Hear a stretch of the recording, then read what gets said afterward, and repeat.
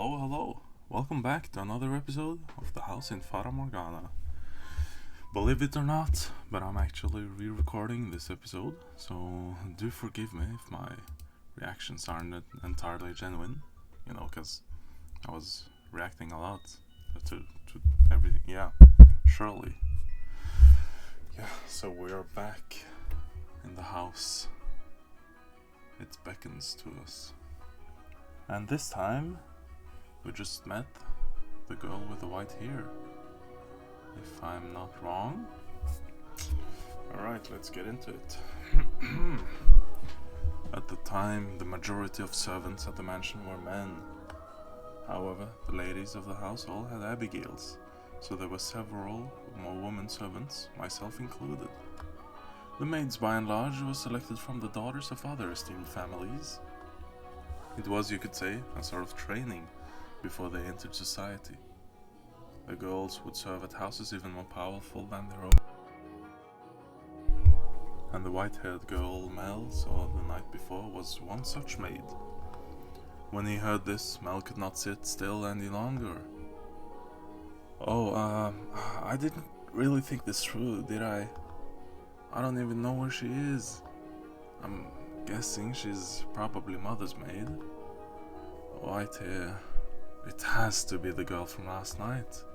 But deep down he was having difficulty believing the younger woman he had seen the previous night was truly here to be a servant. And can you blame him? When he saw her, she was an absolute mess, hardly what you would envision from a girl of class. But he did not seek her to find out whether that was true. He merely wanted to see her once more, to ascertain whether what he had witnessed the previous night was real or his imagination. And he wanted to have an actual conversation with her. I don't want to run into Mother, that would be awkward.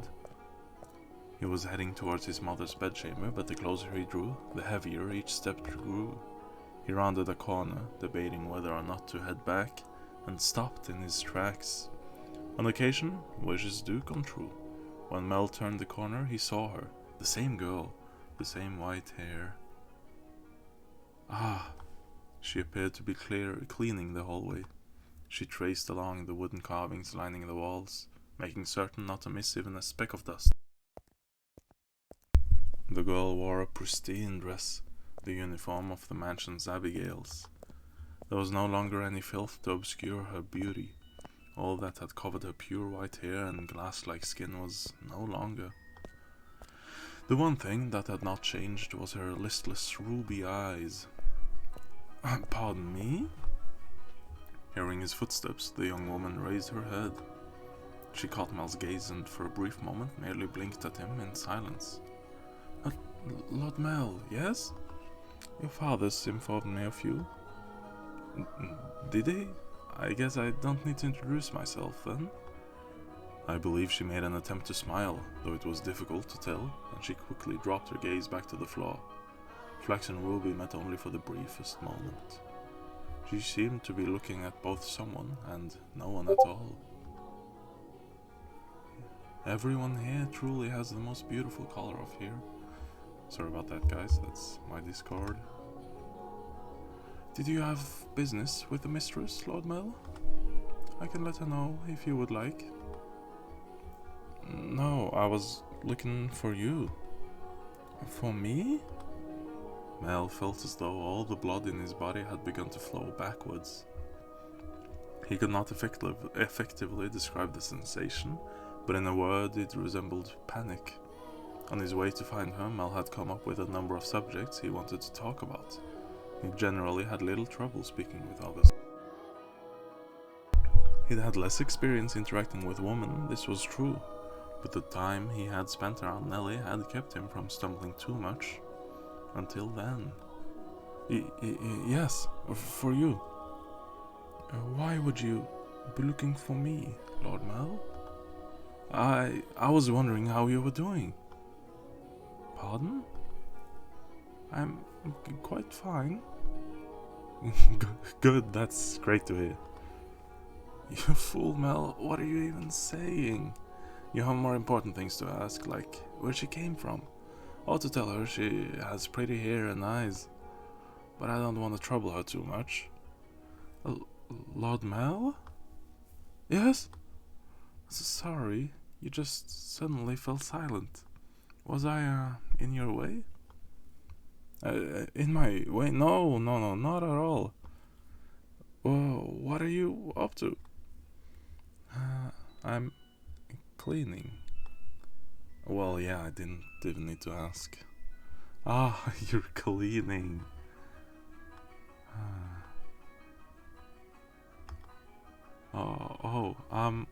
You can just let the other servants take care of the cleaning. You're one of the noble's daughters we took in, right? Then why is mother making... No, I'm doing this because I want to. Mistress appeared to be busy and I could not simply be idle. But I enjoy cleaning. Well, if you say so. Say, yesterday. This mansion is truly a thing of beauty. All the many roses in the garden. Even the furnishing has had a great deal of thought put into it. This family must have a wonderful sense of aesthetic. Oh, yeah, thanks. Did she just change the subject on me? I'm delighted to have been given the opportunity to serve at such a magnificent house. Mother and father actually had nothing to do with that. Not even the garden. That's all been around since my grandfather's time. This mansion was a complete wreck when he bought it. Oh, was it? Yeah, frankly, I'm surprised he actually paid money for it. The chandelier in the foyer was shattered and only half attached to the ceiling. Most of the decorations on the walls were broken. I can hardly imagine. This is a marvelous, impressive house. I'm sure he'd be flattered to hear that. My grandfather was a bit of an eccentric. He liked to do things people didn't expect just to watch the looks of surprise on their faces. He was the kind of man who would buy a mansion that was beyond repair just to give it a completely new life. Everyone who had seen the property before it was renovated was astonished. They regretted not taking the opportunity themselves, seeing the transformation it underwent. Huh? I was just thinking that you're kinda like this house. What do you mean by that? I mean, when you first arrived... Oh, no, never mind. Forget it. She'll figure out you were peeping on her, you stupid. She hasn't yet, has she? Yes? It's nothing. The more I think about it, you and the mansion aren't really comparable. Oh? The truth is, it being a rundown mess isn't the only reason nobody wanted to buy the house. They say that all who dwell within this house shall be met with misfortune. Do you believe it? Hey, I'm just kidding. It's not actually true. It's all rumors and hearsay, embellished to make the tale more exciting. The rumors only started because of how it used to look.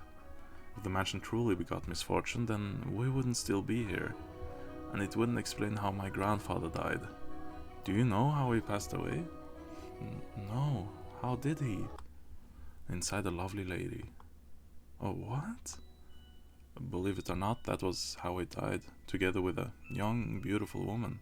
His time ran out while he was making love to her, they say. Rather crude way to go. But he was hardly misfortunate. What did I tell you? Oh, yes?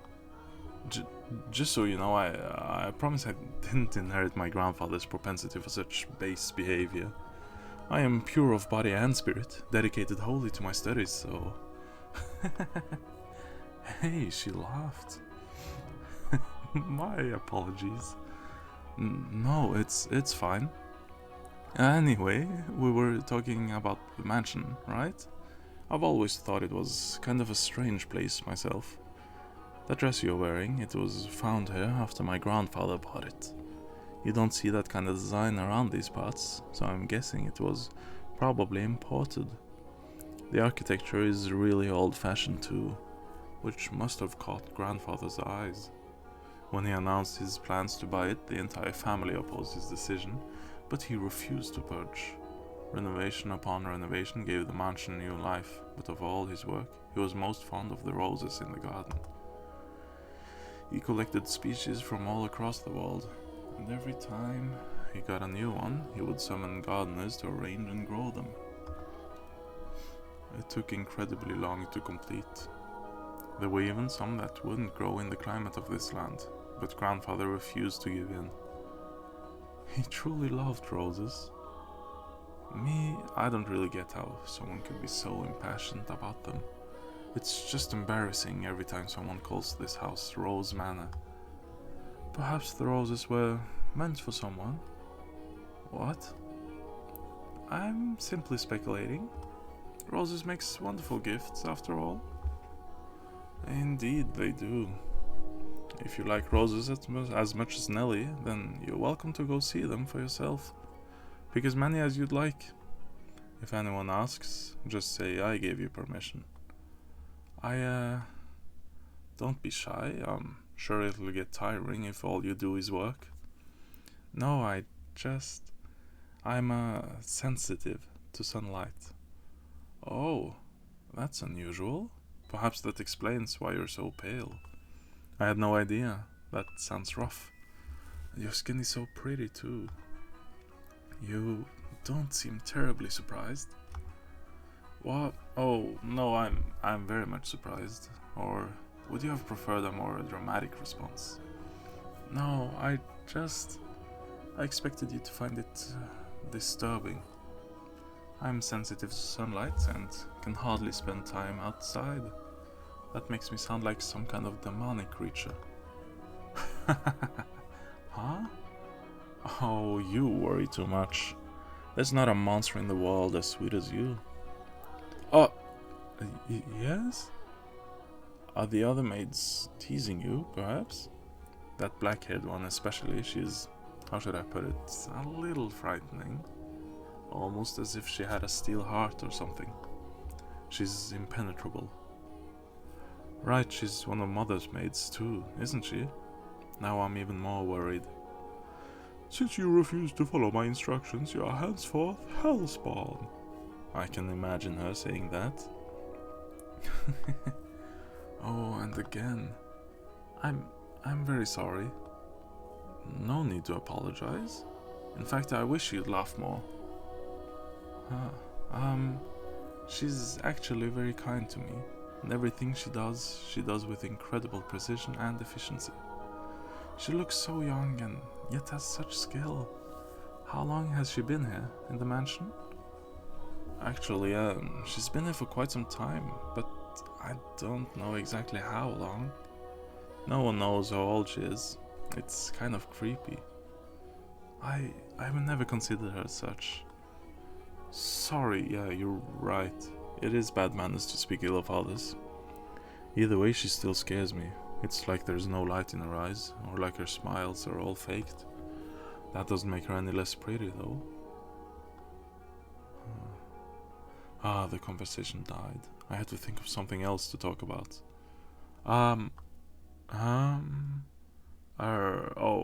Yes, you can ask me anything. Does the master, your father, Lord Mell, often retire from the mansion? I have not seen him around. Oh, yeah, father frequently returns home. This mansion is actually our secondary house. Why do you ask, though? I was just curious, nothing more. Oh.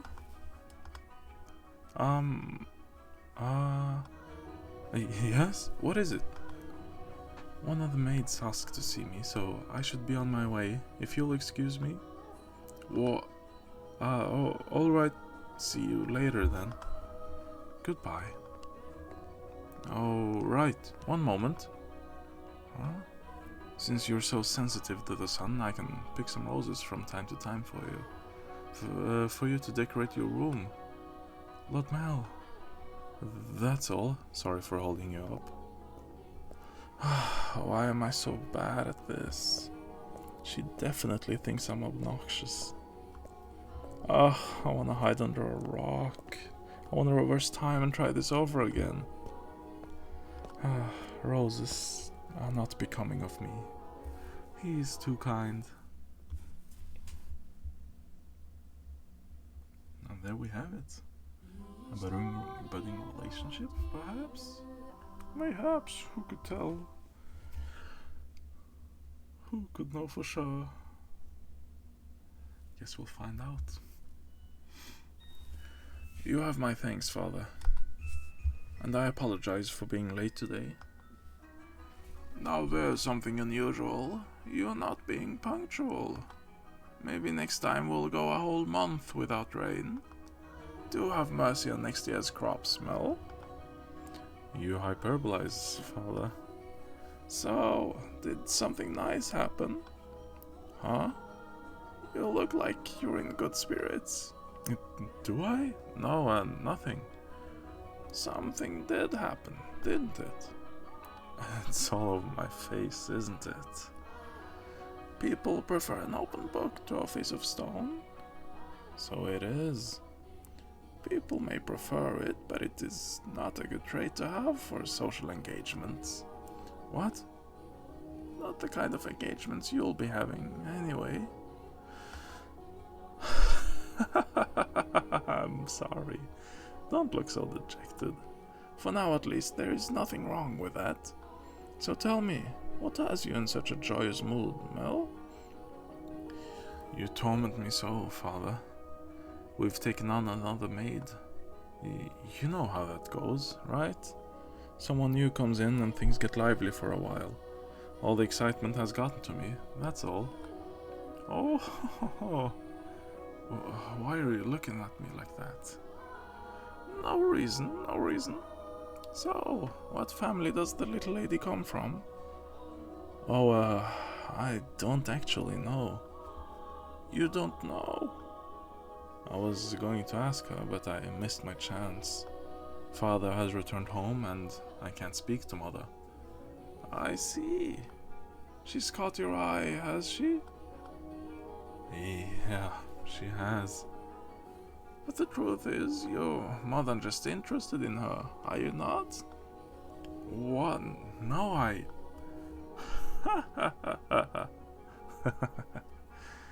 You truly do enjoy tormenting me. Well, I should be getting home now. Mell? Yes? Make certain you find out where she's from. If you're genuinely interested in her, it's your responsibility to determine if she's actually suitable for you. Thank you, and excuse me. It doesn't matter if she's from an esteemed family or not. No, I'm not in love with her. I'm just interested. This isn't love. No, it couldn't be. This is me we're talking about. Besides, I hardly even know her. Young sire, blessed young sire, alms for the poor. It's the same beggar as before. I don't think he's moved since then, but he looks skinnier than last time. He's going to have trouble making it through summer. I should give him something while I still have the chance. Alms for the poor, have mercy. Sorry, but this is all I have to give you. Thank you very much. Blessings upon you. May the Lord bless your soul, young sire. Thanks. I feel bad for him, but that's just the way of the world. Farewell. The skies are really clear. The sun shone fiercely down the town that day. As was characteristic of the area, cloudy days and rain were frequent during this season, but the sun almost always took the stage the day after a storm. The cathedral standing tall in the center of town, the stone-paved streets clacking with a pleasant sound of footsteps, the people peering out from beneath the awnings to look up at the sky. In Mel's eyes, it was as if they were all blessed by a divine light. However, not everyone living in the same land was equally blessed. In fact, the blessed were far outnumbered by the forsaken. even if their time would later come to be referred to as the Golden Age. Elsewhere, back at the mansion, Nellie was causing trouble for the Abigails. On a whim, she had decided to redecorate her bedchamber, so she gathered the maids and put them to work, shouting orders and demands and complaints. And she had not summoned only her personal servants, but others as well, including the white-haired girl. No, not like that. How many times must I tell you? The tapestry goes by the door, and I don't like the carpet's pattern. Is there anything else we can change it with? Hey, who put this ugly vase here? Nellie appeared to be rather irritated, and it was the servants who bore the brunt of her frustration, though if they found this similarly vexing, none of them showed it. She was a girl who spoke her mind, a trait particular to that time in history. Women of the Golden Age were so vivacious, in fact, that it inspired parody and satire in foreign countries. But no matter how hands-off her parents were, had Nellie been born a generation earlier, or a generation later, she would likely not have been able to act so free-spirited. That day, however, Nellie did not seem to be her usual self. Though she always spoke her mind, it rarely went beyond being childishly adorable. It was unusual to see her in such a foul mood, not even a smile on her face. Ah, get rid of it all! The carpet, the chair, the desk, it's all so ugly. Don't we have anything better? If we don't, then order it, have it made. You can do that much, can't you? Hurry up and replace them. Having only arrived this morning, the white-haired girl was unsure what she was supposed to be doing, caught in the middle of a flurry of maids and furniture and fabric. She chased frantically, scrambling Abigails with her eyes, and made attempts to help, but not being familiar with the work, she only ended up getting in the way. She probably felt that everyone would be better off with her not in the room. So when the maids ordered to get new furniture made their way out of Nellie's room, she attempted to follow them. You hold on a second. Yes, you, with the white hair. However, Nellie stopped her before she could take her leave. Oh, what? The white-haired girl turned back, bewildered, to find Nellie smiling at her. The corners of her mouth turned up into a self-assured grin. There was no trace of timidity or uncertainty in her demeanor. Her flaxen eyes seemed like they would look nice under the light of the sun. Almost the exact opposite of the white-haired girl. I wanted to talk to you, actually. But Mother never was one to share. I asked her to trade maids, but she wouldn't have it. Trade? You mean for... Which is why I decided to completely redecorate my room, because then I would need some extra hands. But why? Because Mother and Father refused to tell me anything. Why is that? Who are you exactly? Where did you come from? Tell me, what house are you from? Why can't you tell me? If we took you in, you must be from a fairly decent family. As a member of the Rhodes family, I have a right to know. Do I not? You can't expect me to welcome a girl into my own home who won't even tell me where she came from. I don't know anything about you. I haven't seen you at any parties. I came from another country. Another country? What country? Somewhere very, very far away. Oh, north of here? East? West? South? South. It's south of here. I crossed the sea to get here, which is why we have never met before. How far did you have to travel then? How many times did the sun rise and how many stormy nights did you face? Innumerable days and nights we sailed, heading even further north. So tell me, Lady Nellie, that is a most wonderful painting. She just tried to brush me off. I won't let her get away that easy. Painting, it's in my room, so of course it's wonderful. But that one's especially so. You're both so adorable, you, Lady Nellie, and Lord Mell. How old were you when it was painted? Huh? That painting. Goodness, yes, you have a good eye for art. It is magnificent, isn't it? This was done when I was 4 and Mel was 7. You see how we're standing next to each other, holding hands? I was too young to remember it very well, but Mel looks like he was really embarrassed. Standing there like statues makes for a boring painting. Nellie explained brightly.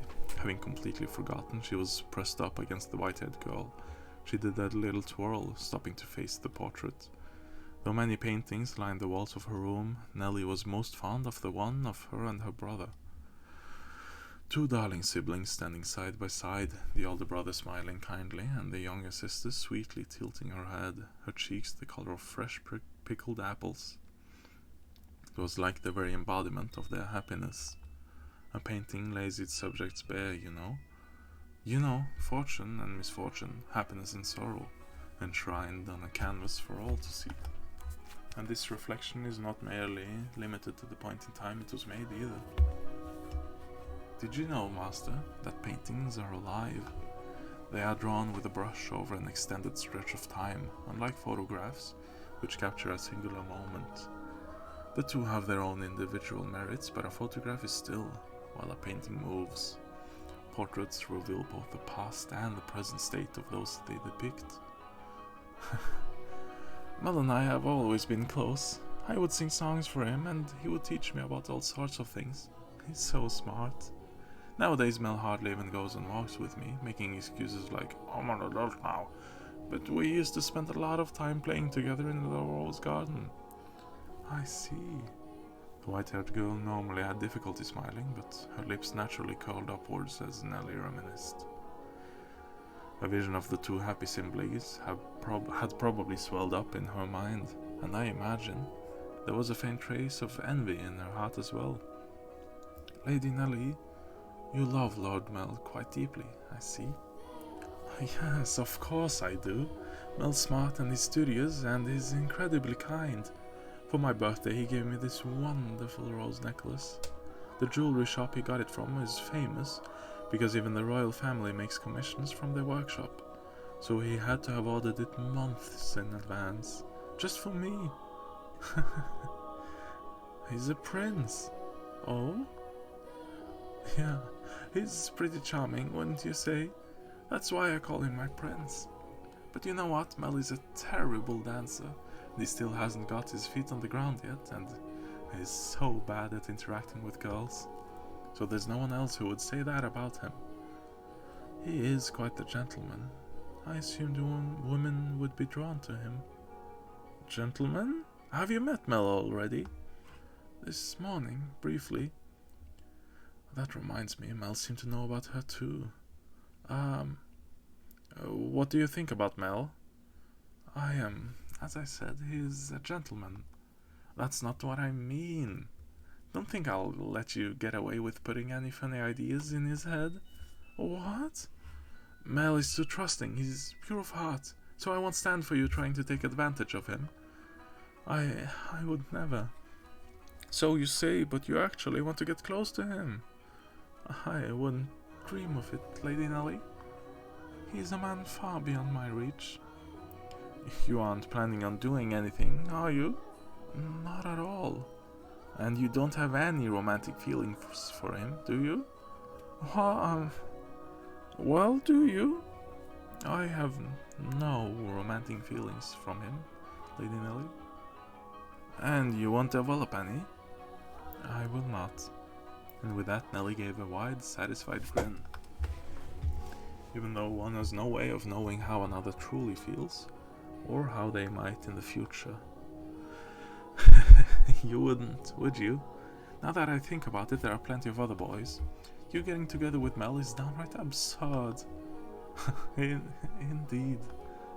But anyway, back to what we were talking about earlier. Your family, I almost forgot. You haven't told me exactly where you came from or anything about your... Lady Nellie, I've bought a new carpet. Just look at the embroidery. The work of a true artisan. I am simply in love with it. Surely you will find it to your liking as well. Oh, wow, you're right. That's a Florentine stitch, isn't it? I wonder whether someone mimicked the style or if it was imported. Either way, a great find. Let's hurry up and get it laid out. Oh, and we'll have to see how the colors go with everything else. We have to finish redecorating quickly so I can show Mel. He'll be so surprised. Oh, what wonderful taste you have, Nellie. When the other Abigails returned, so too did the bustle within Nellie's room. As the white-haired girl watched, a faint smile crossed her lips. Perhaps it was from relief at having escaped Nellie's inquisition, or perhaps...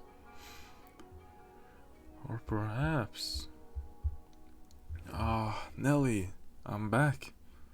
And did you eat something you're not supposed to, dear Mell? You're unusually cheerful. I'm the same as always. Anyway, never mind that, dear Mell. Take a look at my room. I redecorated today.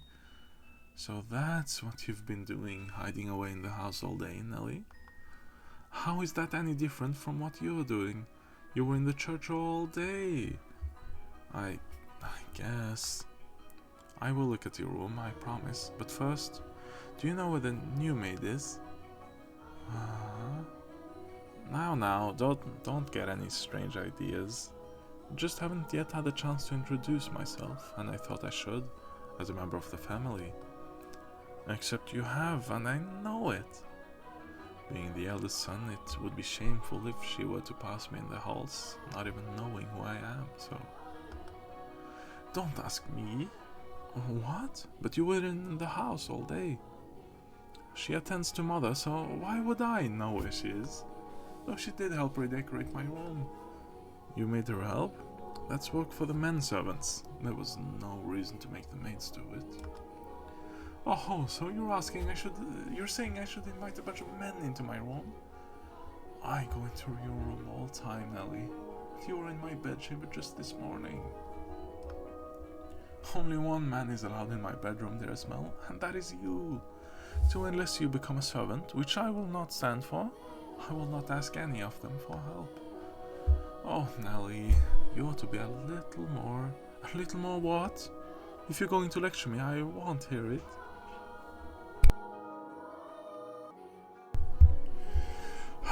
What am I going to do with you, my little lady? What? What? Why are you looking at me like that? We talked about you, dear Mell, and I'm not going to tell you what she said. About me? What did she say? Huh? Please, Nellie. She said she has no romantic interest in you. Why did that even come up? Because we're both girls. We talk about things like what kind of boys we like and who's the most handsome. Why do you look so downtrodden, dear Mell? You look like a sad little boy who can't get his crush to notice him. That face is unbecoming. That face... Oh, my bad, guys. That face is unbecoming of a prince, Mell. Are you interested in her? That's strange. You haven't even met. I'm not. It's just depressing to find out that someone you've never even met doesn't like you. That's all.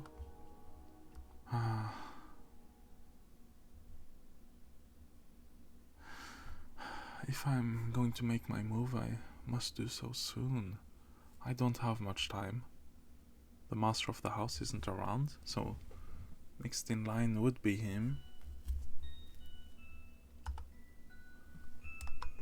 That painting. That painting, indeed. Alright, that's gonna have to do it for today. So thank you guys for watching. And bye.